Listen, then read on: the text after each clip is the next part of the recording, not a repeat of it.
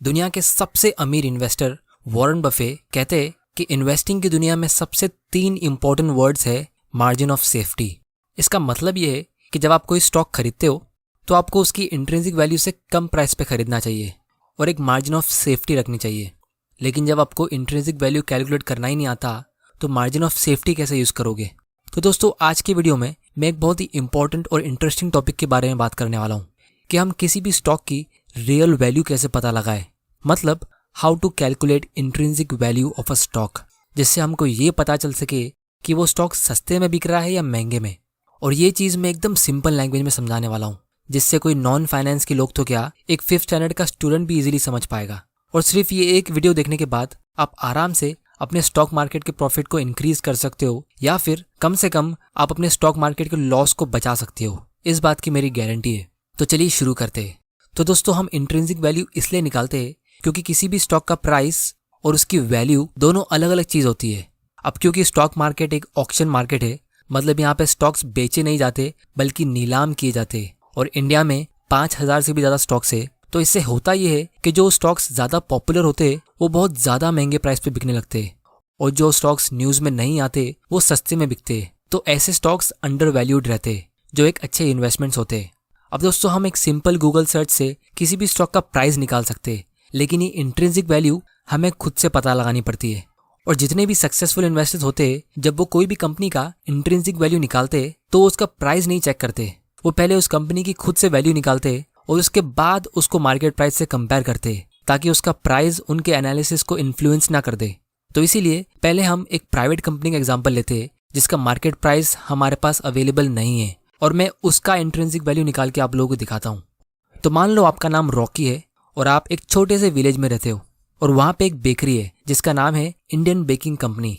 अब ये बेकरी 50 साल पुरानी है और एकदम अच्छे लोकेशन पे है, और इसीलिए इनके बहुत सारे रेगुलर कस्टमर्स है जो इनके प्रोडक्ट्स को कंटिन्यूसली खरीदते रहते हैं। और ये बेकरी का मालिक आपका एक बहुत अच्छा दोस्त है। तो एक दिन वो आपके पास आता है और कहता है कि वो इस बेकरी को पूरी तरह बेचना चाहता है, क्योंकि उसके बच्चे दूसरी कंट्री में जॉब करके शिफ्ट हो गए और उसे रिटायर होना है। अब आपके पास बहुत सारा पैसा है और फाइनेंशियल नॉलेज भी, तो आप उससे उसकी कंपनी के पिछले 10 साल के सारे फाइनेंशियल स्टेटमेंट्स मंगवाते हो और फिर घर जाके उसे अच्छे से एनालाइज करते हो।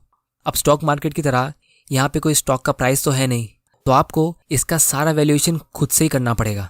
तो आप सबसे पहले इस कंपनी का इनकम स्टेटमेंट रीड करते हो और देखते हो कि ये कंपनी ने कंसिस्टेंटली प्रॉफिट अर्न किया है। और फिर आप मार्केट में जाके थोड़ी रिसर्च करते हो और ये पता लगाते हो कि इनके प्रोडक्ट्स की क्वालिटी बहुत अच्छी है और इनके कस्टमर्स इन पर ट्रस्ट करते हैं, जिसकी वजह से कस्टमर्स बार बार इनकी ही शॉप पर आते हैं। तो फाइनली आपने ये कंक्लूड किया कि ये कंपनी का प्रॉफिट्स रेगुलर होता है और होता रहेगा। तो बेसिकली आप अपना क्वालिटी एनालिसिस पूरा कर लेते हो और ये डिसाइड करते हो कि ये कंपनी अच्छी है। अब दोस्तों, आप लोगों को मैं यहाँ पे एक बहुत ही इंपॉर्टेंट एडवाइस देता हूँ कि जब हम किसी स्टॉक को एनालाइज करते हैं तो उसके एनालिसिस में कंपनी की क्वालिटी का एनालिसिस करना सबसे इंपॉर्टेंट टास्क होता है। तो फाइनली आप इस बेकरी का इंट्रिंसिक वैल्यू निकालते हो कि इसे किस प्राइस पे खरीदना चाहिए। अब इस बेकरी का ईयरली प्रॉफिट होता है 10 लाख रुपीज़ का, और आप ये भी देखते हो कि इनके कस्टमर्स इनसे ज़्यादा उधार मांगते नहीं है। तो ये 10 लाख रुपीज़ जो इनका प्रॉफिट है वो डायरेक्टली कैश में कन्वर्ट हो जाता है, जिसको फाइनेंस में हम कहते हैं cash flow from operating activities. अब क्योंकि ये बेकरी इतनी रिस्की नहीं है, जैसा हमने क्वालिटी एनालिसिस में पता लगा लिया, तो इसीलिए अगर आपको इस बेकरी से 14% का भी रिटर्न मिल जाएगा तो आप खुश हो। तो इस बिजनेस की वैल्यू निकालने का सिंपल फॉर्मूला कुछ इस तरह होगा: 10 लाख जो इसका प्रॉफिट है डिवाइडेड बाय 0.14, मतलब जो इसका ईयरली कैश फ्लो है वो divided by required rate of return, मतलब जो 14% रिटर्न हमें इस बिजनेस से चाहिए वो डेसिमल फॉर्मेट में, मतलब 0.14। तो इसका आंसर आता है 71,42,000। अब ये कैलकुलेशन के पीछे हुआ क्या है, मैं आप लोगों को इसका डिटेल समझाता हूँ। अब इमेजिन करो आपने ये बेकरी इस प्राइस पे खरीद ली, मतलब आपने इतने रुपए पे कर दिए, और अब जो भी प्रॉफिट आपको मिलेगा वो आपका होगा। तो जैसा कि आपको इस इन्वेस्टमेंट से 14% का रिटर्न चाहिए था, तो आपको फर्स्ट ईयर में 10 लाख रुपीज़ का प्रॉफिट मिलेगा, जैसा आपने एस्टिमेट किया था। तो वो प्रॉफिट इस 71 लाख का 14% होगा। अगर आपके पास कैलकुलेटर है तो आप 71 का 14% निकाल सकते हो, आपका आंसर 10 आएगा। और यही प्रॉफिट आपको हर साल मिलता रहेगा, जो आपके इन्वेस्टमेंट पे 14% का रिटर्न होगा। तो दोस्तों, इसको हम DCF यानी डिस्काउंटेड कैश फ्लो मेथड कहते हैं वैल्यूएशन करने का। क्योंकि आप कंपनी के सारे फ्यूचर के प्रॉफिट्स को डिस्काउंट करके प्रेजेंट वैल्यू में ला रहे हो। अब यहाँ पे ये कुछ लोगों को थोड़ा कॉम्प्लिकेटेड लग सकता है, तो मैं इसको थोड़ा और सिंपल करके समझाता हूँ। दोस्तों, जिस तरह हम कंपाउंडिंग में आज के पैसे को फ्यूचर में लेके जाते और उसे ग्रो करते, जैसे अगर आपको 100 रुपए को 14% से कंपाउंड करना है तो अगले साल वो 114 होगा और उसके अगले साल में वो 130 रुपया होगा। तो उसी तरह डिस्काउंटिंग में हम इसका उल्टा करते हैं। हम फ्यूचर के पैसे को, जैसे अगले साल के प्रॉफिट्स को डिस्काउंट करके प्रेजेंट में लेके आते और उसे कम करते। तो अगर आपको 114 रुपया अगले साल मिलने वाला है तो वो 14% के डिस्काउंट रेट के हिसाब से आज के हिसाब से 100 रुपया होगा। क्योंकि जैसा मैंने लास्ट वीडियो में कहा था, पैसों के साथ टाइम की भी वैल्यू होती है। अगर आपको कोई 2 ऑप्शन देगा कि वो 100 रुपया आज ले लो या फिर 100 रुपया अगले साल लो, तो आप आज ही लेना प्रीफर करोगे। क्योंकि अगर आप उसको इन्वेस्ट कर दोगे किसी सेविंग्स अकाउंट में तो 4% तो आपको ऐसे ही मिल जाएगा, तो अगले साल वो 104 बन जाएगा। तो बेसिकली घुमा फिरा के बात यह है कि अगले साल के 100 रुपये की इंट्रिंसिक वैल्यू आज के 100 रुपये से कम है। तो अब रॉकी का ये नया बिजनेस हमें हर साल हमेशा के लिए 10 लाख रुपए का प्रॉफिट देगा। तो आप इस चार्ट में देख सकते हो, जो प्रॉफिट आपको 1 साल के बाद मिलेगा इसकी वैल्यू होगी आज के हिसाब से लगभग 8.77 लैक्स। और फिर उसके अगले साल का प्रॉफिट जो आपको 2 साल बाद मिलेगा वो भी 10 लाख रुपीस का ही होगा, लेकिन उसकी इंट्रिंसिक वैल्यू आज के हिसाब से लगभग 7.69 लैक्स की होगी। और इसी तरह आप देख सकते हो, आपको कंपनी से हर साल 10 लैक्स ही मिल रहा है, लेकिन इसकी वैल्यू आज के हिसाब से कम होती जा रही है। वो इसलिए क्योंकि ये सारे प्रॉफिट्स आपको फ्यूचर में मिल रहे हैं और आप कंपनी को खरीदने के लिए आज ही पैसा पे कर रहे हो। तो इसी तरह जब 130 साल के बाद अगर कंपनी आपको सिर्फ 10 लाख का ही प्रॉफिट दे रही है तो उस 10 लाख रुपए की आज के हिसाब से इंट्रिंसिक वैल्यू 1 रुपए से भी कम होगी। क्योंकि अगर आप 1 रुपए को कहीं पे इन्वेस्ट कर दो जहां पे आपको 14% का ईयरली रिटर्न मिलेगा, तो वो 130 साल के बाद लाखों करोड़ रुपया बन जाएगा। तो इसीलिए लॉन्ग टर्म में आपके बिजनेस के कैश फ्लो की प्रेजेंट वैल्यू 0 तो नहीं होगी, लेकिन बहुत कम होगी। तो फाइनली जब आप इन सारे पैसों को टोटल करोगे, इन सारे कैश फ्लो को ऐड करोगे, तो गैस करो आंसर कितना होगा। तो दोस्तों, इसका आंसर होगा 71,42,000। ये वही आंसर है जो हमने एक सिंपल फॉर्मूला से कैलकुलेट किया था। तो इस पूरे एक्सरसाइज से हमें ये पता चलता है, जो पूरी वैल्यूएशन की दुनिया में एक गोल्डन रूल है, वो ये कि the value of any asset is the present value of all the expected future cash flows.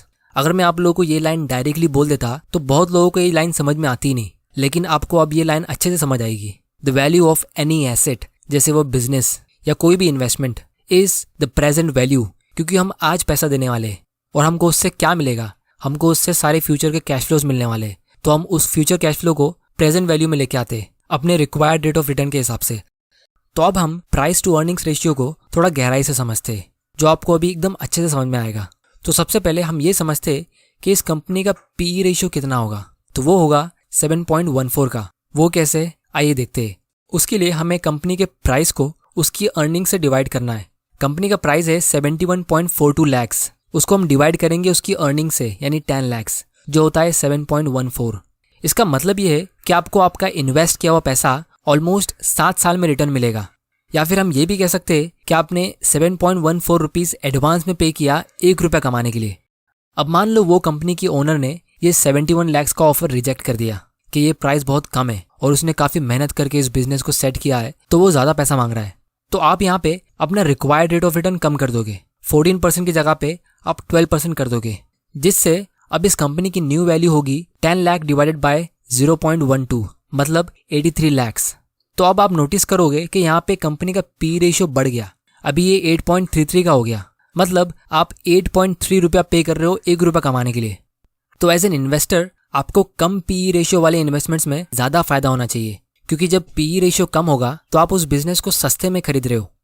अब हम स्टॉक स्क्रीनर पे आते और इसे रियल लाइफ में चेक करते हैं। तो जैसा आप यहाँ पे देख सकते हो, रिलायंस का पीई रेशियो 34 का है, मतलब आप 34 रुपया एडवांस में पे कर रहे हो 1 रुपया कमाने के लिए, जो मेरे हिसाब से बुरा है। और इसीलिए यहाँ पे टिकर टेप ने सामने ही लिखा है कि the current price is more than intrinsic value.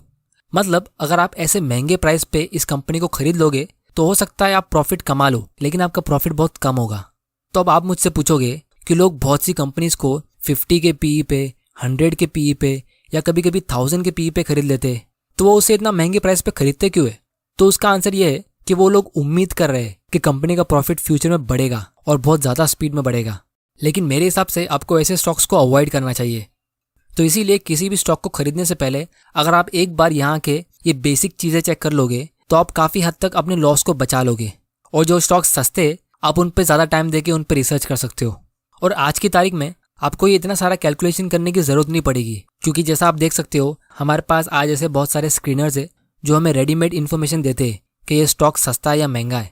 तो दोस्तों, ये वीडियो को स्पॉन्सर किया है टिकरटेप ने, जहाँ पे आप स्टॉक्स को इजीली फिल्टर कर सकते हो और फिर एनालिसिस भी कर सकते हो। और इनके पास ये एक स्पेशल फीचर है जहाँ पे आप कंपनी के प्राइस और उसकी अर्निंग्स का फोरकास्ट देख सकते हो कि फ्यूचर में इसका शेयर प्राइस कहाँ जा सकता है, जिसको आप प्रो वर्जन के लिए सब्सक्राइब करने के बाद देख सकते हो। और आप 14 डेज का फ्री ट्रायल भी ले सकते हो इसे ट्राई करने के लिए। तो इसीलिए वीडियो को एंड करने से पहले मैं सिर्फ इतना कहना चाहूँगा कि वॉरेन बफे हमेशा एक बात कहते हैं, वो ये कि whether we are buying all of a business और a little part of business, यानी stocks, I always think we are buying the whole business because that's my approach to it. I look at it and I say what will come out of it and when. क्योंकि जैसा मैंने आप लोगों को इस video में बताया, business का काम होता है प्रॉफिट कमाना, और आज हमने समझा कि पैसे के साथ टाइम की भी वैल्यू होती है, तो वो प्रॉफिट कब आ रहा है वो भी मैटर करता है।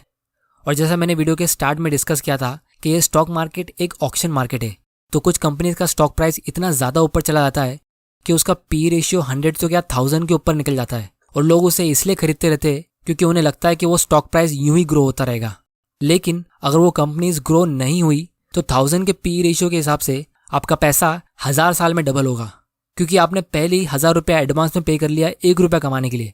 इसीलिए स्टॉक प्राइस को देख के या किसी के टिप्स पे इन्वेस्ट करना बहुत रिस्की होता है, क्योंकि जब तक आपको टिप मिलती है तब तक स्टॉक ऑलरेडी बहुत ऊपर निकल जाता है उसकी इंट्रिंसिक वैल्यू के मुकाबले। और जैसा आप यहाँ पे देख सकते हो, एकदम फ्रेश एग्जांपल से टेस्ला का या गेम स्टॉप का या फिर इंडिया में अडानी ग्रीन का, ऐसे स्टॉक्स जितना स्पीड में ऊपर जाते हैं उतनी ही स्पीड में नीचे आते हैं। और ये चीज़ इतिहास में सालों से होती आ रही है और होती रहेगी, क्योंकि सिर्फ स्टॉक के प्राइस को बढ़ता हुआ देख के इन्वेस्ट करने वाले हमेशा आते रहेंगे। लेकिन दोस्तों, आपने यहाँ तक ये वीडियो को देख लिया है तो आई एम श्योर आप लोग ऐसी गलती बिल्कुल नहीं करोगे। तो दोस्तों, नेक्स्ट वीडियो में हम इसको थोड़ा और डिटेल में समझेंगे कि Warren Buffett exactly intrinsic value निकालते कैसे है। तो उम्मीद करता हूँ आपको इस वीडियो से कुछ ना कुछ सीखने जरूर मिला होगा। स्टॉक को एनालाइज करने के लिए टिकरटेप का लिंक नीचे डिस्क्रिप्शन में है, और अगर आपको फ्री में डीमैट अकाउंट ओपन करना है तो उसका लिंक भी नीचे डिस्क्रिप्शन में है। अगर ये वीडियो पसंद आया तो इस चैनल को सब्सक्राइब कर लेना और बेल आइकन प्रेस कर देना ताकि आप ऐसे इंपॉर्टेंट वीडियोस मिस ना कर दो। और इस वीडियो को ज़्यादा से ज़्यादा शेयर करना अपने फ्रेंड्स और फैमिली के साथ, ताकि वो भी सीख सके कि एक्चुअल इन्वेस्टिंग होती क्या है। वीडियो पसंद आया तो इसे लाइक करो, नहीं पसंद आया तो डिसलाइक करो। आपका वैल्यूबल टाइम देने के लिए thank you and good bye.